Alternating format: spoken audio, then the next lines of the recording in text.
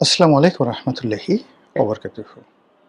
সম্মানিত দর্শক, নানা কারণে এশিয়ার রাজনীতি জটিল থেকে জটিলতর হয়ে যাচ্ছে। এশিয়ার মধ্যে বিশেষ করে মধ্যপ্রাচ্যে মার্কিন যুক্তরাষ্ট্রের নৈতিক পরাজয়, সামরিক পরাজয় এবং আফগানিস্তানে আবার নতুন করে মার্কিন যুক্তরাষ্ট্রের তৎপরতা বৃদ্ধি এবং বঙ্গোপসাগর নিয়ে ভারত, পাকিস্তান, চীন এবং আমেরিকা তাদের মধ্যে যেটিকে বলা হয় রীতিমতো কামড়াকামড়ি।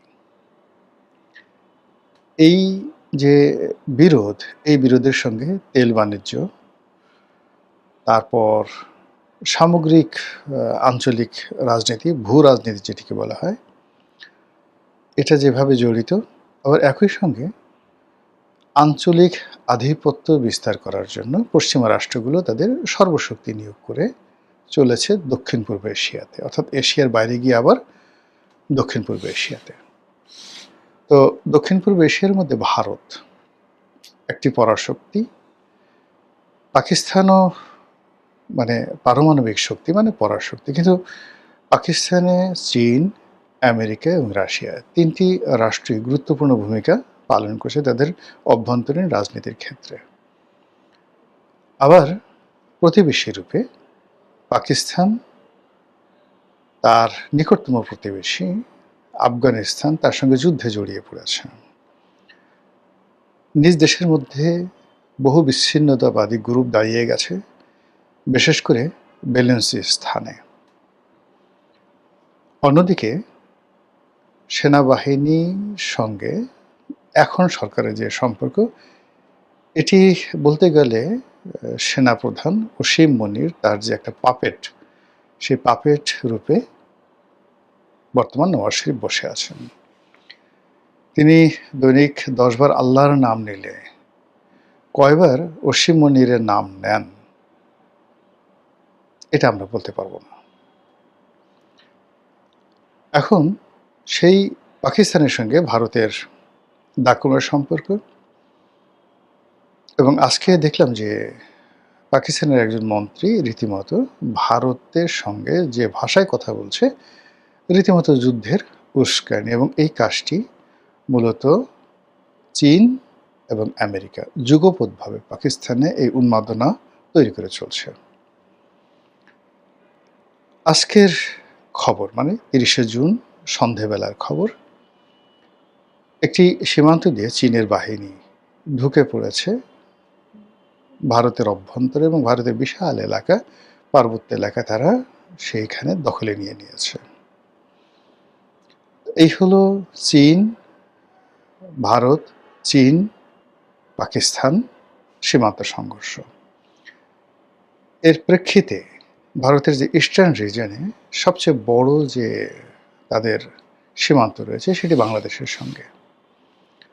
তো এই বাংলাদেশ সীমান্তে নতুন করে উত্তেজনা যেন না বাড়ে, বাংলাদেশ সীমান্ত যেন চীন ব্যবহার করতে না পারে, পাকিস্তান যেন এটিকে ব্যবহার করতে না পারে, এজন্য চীন এবং যাকে বলা হয় পাকিস্তানের যে সাম্প্রতিক তৎপরতা, তার সঙ্গে এই অঞ্চলে ইসলামিক রাজনীতিকে প্রমোট করার জন্যে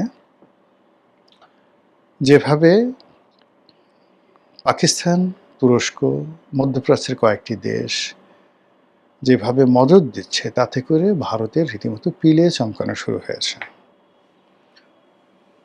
বাংলাদেশকে নিয়ে এই মুহূর্তে ভারত যতটা টেনশনে আছে, এর অর্ধেক টেনশনও তারা পাকিস্তানকে নিয়ে নেই। বাংলাদেশকে নিয়ে তারা যত টেনশনে আছে, তার 4 ভাগের 1 ভাগ টেনশনও তাদের যাকে বলা হয় চীন নিয়ে নেই। এর কারণ হলো চীন এবং পাকিস্তানের সাথে যে সীমান্তগুলো, এগুলো বিভিন্ন কারণে সুরক্ষিত। আপনি যদি পাঞ্জাব সীমান্ত ধরেন, সেখানে পূর্ব পাঞ্জাব এবং পশ্চিম পাঞ্জাব, তো সেই জায়গাতে যুদ্ধ হতে পারে, কিন্তু 2 সীমান্তের যে জনগণ, সেই জনগণের মধ্যে এমনিতে একটা সীমারেখা টানা আছে। চীনের সঙ্গে ভারতের যে সীমান্ত রয়েছে, এই সীমান্তগুলো প্রায় সবগুলি মারাত্মক দুর্গম। ফলে ওই দুর্গম এলাকার খবর দিল্লিতে পৌঁছাতে বহু সময় লাগে।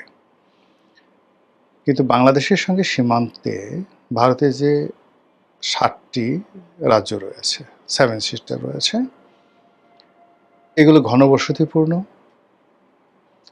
এই রাজ্যগুলোর যে রাজনীতির যে অস্থিরতা, এটা অনেক বেশি।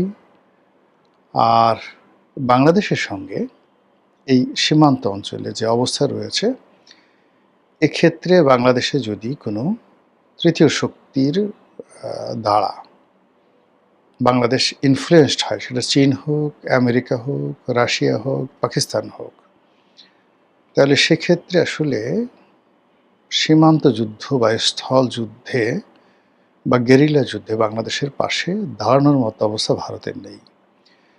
ভারত এখানে বিমান আক্রমণ করতে পারবে, ভারত এখানে প্যারাটের উপর আক্রমণ করে ঢাকা আক্রমণ চালাতে পারবে, কিন্তু সীমান্তটা দখল হয়ে যাবে এবং সীমান্ত বলে কোনো কিছু থাকবে না। এটা খুব ভারত ভালো করে জানে। এজন্য ভারত তার সর্বশক্তি নিয়োগ করে বাংলাদেশের সঙ্গে একটা দফা-রফা করতে চাচ্ছে। বন্ধু হও তো, ভারত বন্ধু হও। বন্ধু হও তো শেখ হাসিনার মতো বন্ধু হও, বন্ধু হও তো আওয়ামী লীগের মতো বন্ধু হও। তোমাদের হাতে রাষ্ট্র ক্ষমতা দিয়ে আমরা চোখ বুজে থাকব। কিন্তু বন্ধুত্বের কথা মুখে মুখে বলবে আর তলে তলে পাকিস্তানের সঙ্গে যোগাযোগ করবে, চীনের সঙ্গে ছুটোছুটি করবে, আমেরিকার কাছ থেকে পরামর্শ নেবে, তুরস্কের সঙ্গে বন্ধুত্ব করবে। এই জিনিস হবে না, হবে না, হবে না। নকল আর চলবে না। তো এরকম যে একটা ধ্যান ধারণা, দিল্লির যে চাণক্য নীতি, সেই চাণক্য নীতিতে তারা প্রবল হয়ে গেছে। বাংলাদেশে আপনারা জানেন যে দীনেশ ত্রিবেদী, যাকে রাষ্ট্রদূত নিয়োগ দেওয়া হয়েছে, পূর্ণমন্ত্রীর পদমর্যাদায় তাকে নিয়োগ দেওয়া হয়েছে। হোয়াট ডাজ ইট মিন? প্রথম ঘটনা হলো যে বাংলাদেশে প্রথম একজন রাষ্ট্রদূতকে এইরকম উঁচু পর্যায়ের পদপদবি দেওয়া হলো, মানে একদম পূর্ণমন্ত্রী। দ্বিতীয়ত হলো যে এই প্রথম একজন পলিটিশিয়ান, রাজনীতিবিদকে বাংলাদেশের রাষ্ট্রদূত করা হলো। তৃতীয়ত এই ভদ্রলোকের সঙ্গে নরেন্দ্র মোদীর, বিজেপির একদম হাই কমান্ডের, যদি আপনি বিজেপির একদম টপ 5 ধরেন, প্রথম 5 জন শীর্ষ ব্যক্তিত্ব, তাদের সঙ্গে এদের মানে বর্তমান যে দীনেশ ত্রিবেদী রয়েছে তার একেবারে 1-to-1 সম্পর্ক।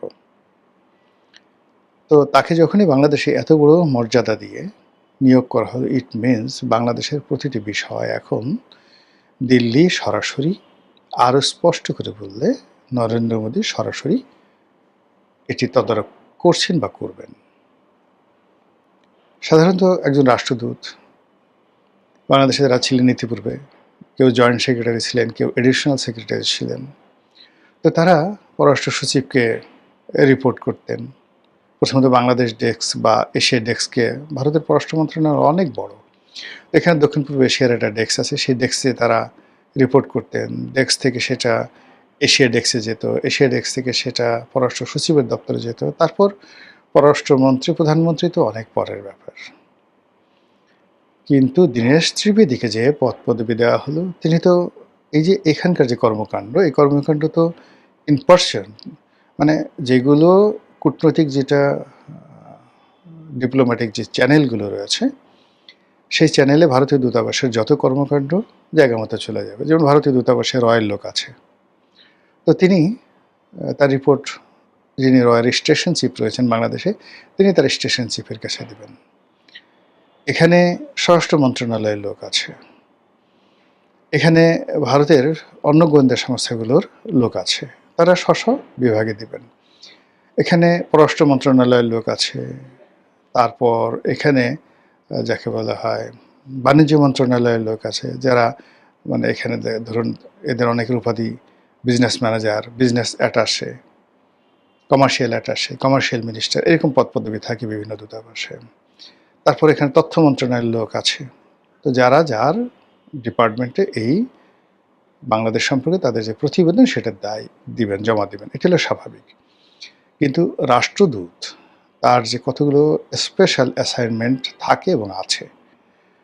কখনো কখনো ইন জেনারেল যেখানে খুব গুরুত্বপূর্ণ নয়, সেখানে একটা ফরম্যাট থাকে যে একটা রাষ্ট্রদূত এই কাজ করবে নিয়মিত মাসে, সপ্তাহে, ৬ মাসে, ত্রৈমাসে।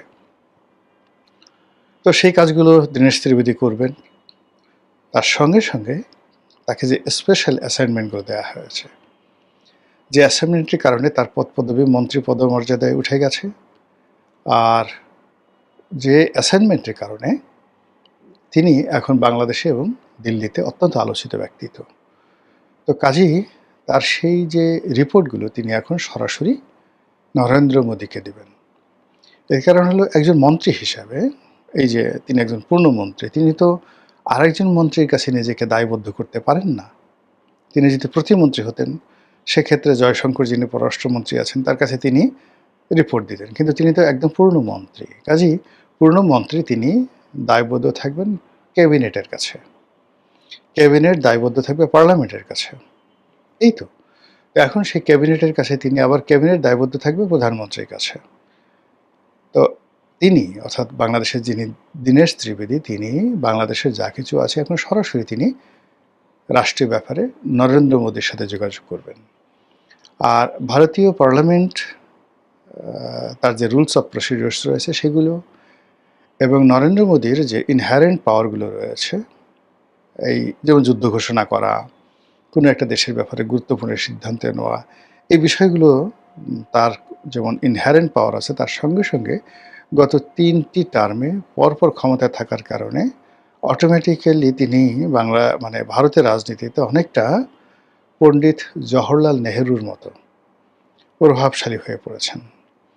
তো কাজেই এই যে তার নজর বাংলাদেশের উপর পড়েছে, আগেও বাংলাদেশের উপর নজর ছিল, কিন্তু ইদানিং আপনি দেখবেন যে নরেন্দ্র মোদী এই গত ২ বছর ধরে বাংলাদেশের ব্যাপারে কোনো টু শব্দ করছেন না।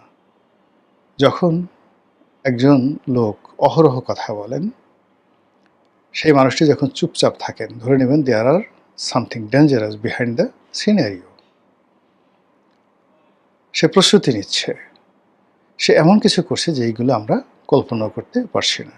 তিনি ঘন ঘন দিল্লিতে থেকে কলকাতাতে আসছেন, ঘন ঘন আসাম আসছেন, ত্রিপুরা আসছেন, ঘন ঘন শেখ হাসিনার সঙ্গে দেখা করছেন, বা শেখ হাসিনাকে তার বাসায় দাওয়াত দিচ্ছেন। এরকম পাইকারি হারে আওয়ামী লীগের যারা লোকজন আছে তাদেরকে ভারতে তিনি আশ্রয় দিচ্ছেন, এবং বাংলাদেশের পক্ষে তার স্বার্থের পক্ষে যত রকম ইন্টারন্যাশনাল লবিং আছে সেই লবিংগুলো তারা করছেন। বিশেষ করে আমেরিকার সঙ্গে তাদের যে লবিংটা, সেই লবিংয়ে শেখ হাসিনার সঙ্গে আওয়ামী লীগের সঙ্গে আমেরিকার যে দূরত্ব তৈরি হয়েছিল, সেই দূরত্বটি ঘোচানোর জন্য নরেন্দ্র মোদী এখন প্রাণান্ত চেষ্টা করছেন। আপনারা জানেন যে মধ্যপ্রাচ্যের যুদ্ধের সময়টিতে শুধুমাত্র ইরান এবং ইসরায়েল কিংবা ইরান এবং আমেরিকার মধ্যে এই বিষয়টা সীমাবদ্ধ নেই। আমেরিকা প্রাণান্ত চেষ্টা করছে ইরানের সাথে সম্পর্কটি স্থাপন করার জন্য, একটা চুক্তি করার জন্য, কিন্তু ইরান এখানে দুটো শর্ত দিয়েছে। একটা হলো ইসরায়েল, আর একটা হলো লেবানন। অর্থাৎ এই যুদ্ধটা শুরু হয়েছে ইসরায়েলকে কেন্দ্র করে, আর যুদ্ধটা বিস্তৃত হয়েছে লেবাননকে কেন্দ্র করে। কাজেই সেই লেবানন এবং ইসরায়েলকে যদি নিবৃত্ত করা না হয়, তাহলে আমেরিকার সঙ্গে কোনো চুক্তি তাদের কাছে কোনো ফ্রুটফুল ইভেন্ট মনে হবে না। একইভাবে বাংলাদেশের যে কোনো বিষয় এখন নরেন্দ্র মোদী কেবলই মাত্র country to country, government to government, person to person এই নেগোসিয়েশনে আসছেন না। তারা এখন বাংলাদেশের সাথে যে নেগোসিয়েশন করতে চাচ্ছেন, সেই নেগোসিয়েশনের মধ্যে তারা আওয়ামী লীগকে রাখতে চাচ্ছেন, তারা হাসানুল হক ইনুকে রাখতে চাচ্ছেন, রাশেদ খান মেননকে রাখতে চাচ্ছেন, শেখ হাসিনাকে রাখতে চাচ্ছেন। এর ফলে বাংলাদেশ ভারত যে সম্পর্কটি, এটি অতীতের যে কোনো সময়ের চাইতে এটি জটিল, কুটিল এবং দুর্বিষহ এবং দুর্বহ এটি হয়ে পড়েছে। আর সেই দুর্বিষহ যে সম্পর্ক, সেই সম্পর্কের মধ্যে বাংলাদেশে একজন ভারতীয় মন্ত্রী পূর্ণকালীন সময় নিয়ে তিনি বাংলাদেশে অবস্থান করছেন। কি বুঝলেন? কোথায় যাচ্ছে রাজনীতি? কি ঘটতে যাচ্ছে আমাদের দেশে? মহান আল্লাহ আমাদের সবাইকে হেদায়েত দান করুন এবং হেফাজত করুন। আসসালামু আলাইকুম ওয়া রাহমাতুল্লাহি ওয়া বারাকাতুহু।